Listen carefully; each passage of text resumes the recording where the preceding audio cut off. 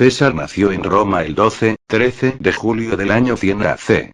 No obstante, su fecha de nacimiento no ha sido establecida con claridad y pudo haberse situado en algún punto entre los años 102 y 101 AC3. Perteneció a una gens patricia, la Julia, que, según la leyenda, se remontaba hasta Íulo, hijo del príncipe troyano Eneas y nieto de la diosa Venus. Fue el propio César quien estableció la relación entre Íulo y su familia durante el discurso que pronunció en el funeral de su tía Julia, esposa de Cayo Mario. Con los años, en el apogeo de su poder, César iniciaría en Roma la construcción de un templo dedicado a su supuesta antepasada, Venus Genetrix. El patronímico César parece que puede provenir de la palabra latina caesaries, cuyo significado es cabellera o barba. Contrariamente a lo sostenido por algunos autores, la palabra cesárea no tiene nada que ver con César, ni este nació por medio de esa cirugía. Su padre, llamado al igual que él Cayo Julio César, fue un político poco influyente que llegó a la pretura. Su ascenso a través del cursus honorum se vio interrumpido al morir en campaña. Su madre, llamada Aurelia, era una noble plebeya perteneciente a una rama de la gens Aurelii, los Aurelii Cotare. Familia integrante de la nobleza plebeya de rango senatorial con gran riqueza e influencia. El historiador Tácito la compara con Cornelia, madre de los Gracos, basándose en su inteligencia, la pureza de sus costumbres y la nobleza de su carácter. César fue elegido cuestor por los comicios en el 69 AC, con 30 años de edad, como estipulaba el cursus honorum romano. En el sorteo subsiguiente, le correspondió un cargo en la provincia romana de Hispania Ulterior, situada en lo que es hoy día Portugal y el sur de España. Según cuenta una leyenda local, en el templo de Hércules gaditano, Heracleion, de la ciudad de Gades, situado en lo que actualmente es el islote de Santi Petri, Julio César tuvo un sueño que le predecía el dominio del mundo después de haber llorado ante el busto de Alejandro Magno por haber cumplido esa edad sin haber alcanzado un éxito importante. Allí, como cuestor, conoció a Lucio Cornelio Balbo el Mayor, el cual posteriormente se convirtió en consejero y amigo del futuro dictador y propretor de la Hispania Ulterior en el año 61 AC. Gades proporcionó un gran apoyo a la flota romana en su campaña de Lusitania, donde Balbo ya era praefectus fabrum, esto es, una especie de jefe de ingenieros, perteneciente a la plana mayor de las legiones. A su regreso a Roma, César prosiguió su carrera como abogado hasta ser elegido edil curul en el año 65 AC, el primer cargo del cursus honorum que se desempeñaba dentro de Roma. Las funciones de un edil pueden ser equiparadas, en cierto modo, a las de un moderno presidente de una junta municipal, e incluían la regulación de las construcciones, del tránsito, del comercio y otros aspectos de la vida diaria, entre otras las funciones de jefe de policía. Pero el cargo, el primer peldaño público para llegar a la magistratura suprema del consulado, podía ser también el último que se desempeñara, pues incluía la organización de los juegos en el Circo Máximo, lo que, debido a lo limitado del presupuesto público, exigía al edil la utilización de fondos personales. Esto fue especialmente verdad en el caso de César, que pretendía realizar unos juegos memorables para impulsar su carrera política. Y, de hecho, empleó todo su ingenio para conseguirlo, llegando a desviar el curso del Tíber e inundar el circo para ofrecer una naumaquia, un combate entre barcos. Acabó el año con deudas del orden de varios cientos de talentos de oro. El gobierno de César en la provincia de Hispania no se encuentra bien documentado. Sabemos que lideró una pequeña y rápida guerra en el norte de Lusitania que quizá le proporcionara algo de botín para saldar parte de las deudas generadas en su gestión como edil, y ganarse un buen crédito como líder castrense.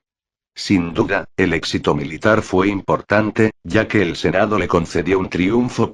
César abandonó su provincia antes incluso de la llegada de su sustituto y marchó a Roma con celeridad.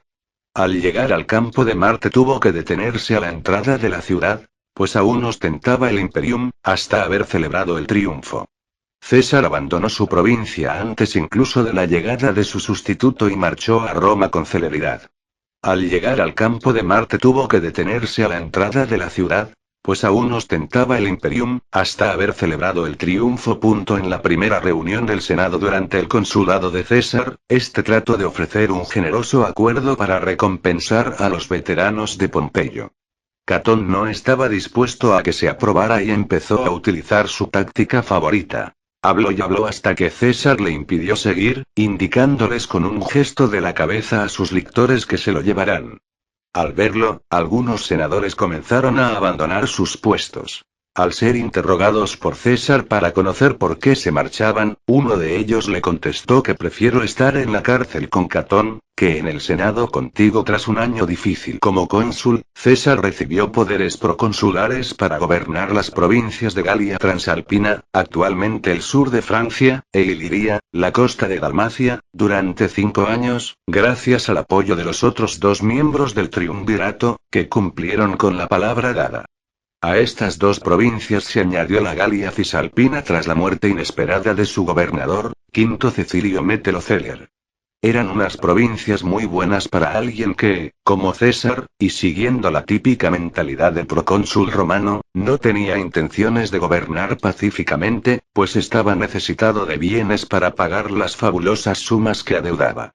La oportunidad se le presentó mediante una teórica amenaza de los helvecios, que pensaban emigrar al oeste de las Galías.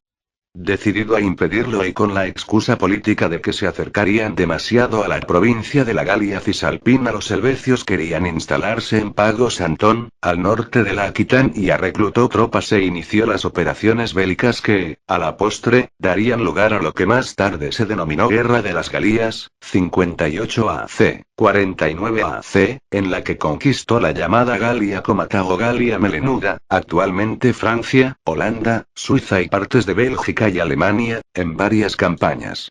César hizo una demostración de fuerza construyendo por 2 veces un puente sobre el Rin e invadiendo en 2 ocasiones Germania sin intención de conquistarla, e hizo otro alarde de fortaleza cruzando el Canal de la Mancha también por 2 veces hacia las Islas Británicas, si bien es cierto que estas 2 incursiones tenían un sentido más estratégico que colonial. En materia de tácticas, Julio César usó con gran resultado lo que se conoció como celeritas caesaris, o rapidez cesariana, que puede compararse, salvando las distancias, a la denominada guerra relámpago del siglo XX, aparte de su genio militar tanto en batallas campales como en asedio de ciudades. Además, supo conjugar sabiamente la fuerza, la diplomacia y el manejo de las rencillas internas de las tribus galas, para separarlas y vencerlas. César derrotó a pueblos como los helvecios en 58 AC, a la Confederación Belga y a los nervios en 57 AC y a los vénetos en 56 AC. Finalmente, en 52 AC, César venció a una confederación de tribus galas lideradas por Vercingetorix en la batalla de Alesia. Sus crónicas personales de la campaña están registradas en sus comentarios a la Guerra de las Galías, de Bello Gálico. De acuerdo con Plutarco, la guerra se cerró con un balance de 800 ciudades tomadas, como la de Abárico, en la cual, de los 40.000 defensores, solo quedaron 300 tribus sometidas, 1 millón de galos reducidos a la esclavitud y otros 3 millones muertos en los campos de batalla. Plinio habla de 1.192.000 muertos y más o menos los mismos prisioneros, y Velleio Paterculo dice que murieron 400.000 galos y muchos más fueron tomados prisioneros, aunque las cifras de los antiguos historiadores deben tomarse con mucha precaución, incluidas las del propio Julio César. Pero a pesar de sus éxitos y de los beneficios que la conquista de Galia llevó a Roma, César continuaba siendo impopular entre sus pares, en particular entre los conservadores que temían su ambición. En el 56 AC, el triunvirato se tambaleaba, pues Pompeyo no se fiaba de Craso y creía que era el que mantenía en la sombra a Clodio y sus secuaces, que estaban sembrando la violencia en Roma. Ante esta situación, que amenazaba su proconsulado, César convocó a una reunión a sus 2 aliados en la ciudad de Luca, pues él no podía ir a Roma sin renunciar a su imperium. Al parecer, a dicho encuentro no solo asistieron ellos sino unos 200 senadores, las 2/3 partes del Senado. En este concilio se acordó que tanto Pompeyo como Craso se presentaran al consulado al año siguiente y que, una vez cónsules, promulgarían una ley por la que el proconsulado de César se alargaría 5 años más. Este pacto se conoce en la historia como el Convenio de Luca. Al año siguiente, como era de prever, sus aliados Gneo Pompeyo Magno y Marco Licinio Craso fueron elegidos cónsules y honraron el acuerdo establecido con César. Sin embargo, en 54 AC, Julia Caesaris murió durante un parto, dejando al padre y marido muy apenados. Marco Licinio Craso, por su parte, murió en el 53 AC en la batalla de Carrae, frente a los partos, durante la desastrosa campaña de Persia, condenada al fracaso desde el inicio por una pésima planificación. Todavía en la Galia, César trató de asegurarse la alianza con Gneo Pompeyo Magno proponiéndole matrimonio con una de sus sobrinas, pero este prefirió casarse de nuevo con Cornelia Metela, hija de Quinto Cecilio Metelo Escipión, perteneciente a la facción Optimate. El desastre de la batalla de Carrae en el que Craso murió con sus legiones al enfrentarse a los partos y la muerte de Julia acabó por romper el triunvirato. Días después, tras la victoria de César en la Alesia, Celio, como tribuno, lanzó una propuesta de ley adicional. César sería dispensado de la obligación de acudir a Roma para presentar su candidatura al consulado. Esta medida suponía que los opositores y enemigos de César que pretendían procesarle por los supuestos crímenes de su primer consulado perderían toda posibilidad de juzgarle, puesto que César en ningún momento dejaría de desempeñar una magistratura. Mientras fuese procónsul, César tendría inmunidad judicial, pero si se veía obligado a entrar en Roma para presentarse al consulado perdería su cargo y, durante un tiempo, podría ser atacado con toda una batería de demandas de sus enemigos. El poder de César era visto por muchos senadores conservadores como una amenaza. Si César regresaba a Roma como cónsul, no tendría problemas para hacer aprobar leyes que concediesen tierras a sus veteranos, y a él una reserva de tropas que superase o rivalizase con las de Pompeyo. Catón y los enemigos de César se opusieron frontalmente, con lo que el Senado se vio envuelto en largas discusiones sobre el número de legiones que debería de tener bajo su mando y sobre quién debería ser el futuro gobernador de la Galia Cisalpina e Iliria. En vista del cariz que tomaban los acontecimientos, César arengó a una de sus legiones, la 13ª, y les explicó la situación preguntándoles si estaban dispuestos a enfrentarse con Roma en una guerra donde serían calificados de traidores en caso de perderla. Los legionarios respondieron a la arenga de su general con la decisión de acompañarlo. Entre el 7 y el 14 de enero de 49 AC, muy probablemente el 10 de enero. Tras ponderar la situación, César se dirigió a Hispania en una marcha forzada de apenas 27 días, para derrotar a los seguidores de Pompeyo en esa poderosa provincia. Allí había establecidas varias legiones al mando de legados propompeyanos, a lo que había que añadir que la generalidad de las poblaciones autóctonas habían jurado fidelidad al propio Pompeyo, que seguía siendo procónsul de esa provincia. Tras varias escaramuzas y batallas, César se midió contra sus enemigos en la batalla de Ilerda, cerca de la actual Lébrida, donde los derrotó definitivamente. César regresó a Roma a finales de julio de 46 AC. La victoria total de su facción dotó a César de un poder enorme y el Senado se apresuró a legitimar su victoria nombrándolo dictador por tercera vez en la primavera del 46 AC, por un plazo sin precedentes de 10 años. En septiembre, celebró sus triunfos, ofreciendo 4 desfiles triunfales que se desarrollaron entre el día 21 de septiembre y el día 2 de octubre. En septiembre, celebró sus triunfos, ofreciendo 4 desfiles triunfales que se desarrollaron entre el día 21 de septiembre y el día 2 de octubre. No es posible saber con certeza qué condiciones fueron las que llevaron a un grupo de senadores a pensar en el asesinato de César. Los intentos de establecer un régimen autocrático sin duda tuvieron mucho que ver, pero no se puede descartar que hubiera otras motivaciones no tan nobles. El solo hecho de que un número relativamente alto de senadores estuviera dispuesto a participar en el complot y a matar a César en el propio Senado, lo que constituía un sacrilegio, da muestra del estado de cosas al que se había llegado. Los últimos acontecimientos acaecidos y, en particular, el rumor de lo que se preparaba para el 15 de marzo en el Senado, motivaron que lo que quedaba de la facción Optimata y, entre ellos, Cayo Casio Longino, decidiesen pasar a la acción. Cayo Casio se dirigió a algunos hombres en los que creía poder confiar, y que a su juicio compartían su idea de dar muerte al dictador, librando así a Roma del destino que él creía que le esperaba. Un nuevo imperio cosmopolita, dirigido desde Alejandría.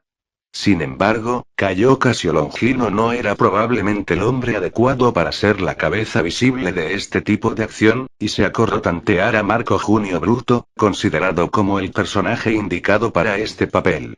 Se especula que, tras una serie de reuniones, ambos estaban de acuerdo en que la libertad de la República estaba en juego, pero no tenían los mismos puntos de vista de cómo actuar.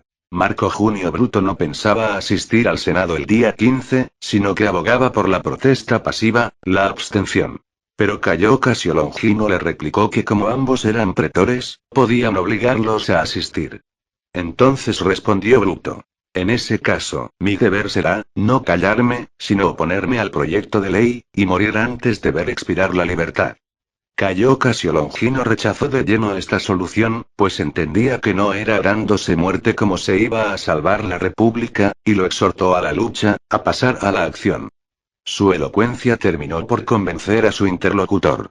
En los idos de marzo del año 44 AC, un grupo de senadores, pertenecientes a la conspiración arriba citada, convocó a César al foro para leerle una petición, escrita por ellos, con el fin de devolver el poder efectivo al Senado. Marco Antonio, que había tenido noticias difusas de la posibilidad del complot a través de Servilio Casca, temiendo lo peor, corrió al foro e intentó parar a César en las escaleras, antes de que entrara a la reunión del Senado. Casi un año después del fin de la guerra civil, concretamente en el año 44 AC, Julio César es asesinado a las puertas del Senado en Roma, víctima de una conjura que había estado dirigida entre otros por C. Casio y M. Junio Bruto. César en su testamento declara heredero a su sobrino C. Octavio, que unos años después gobernará el imperio.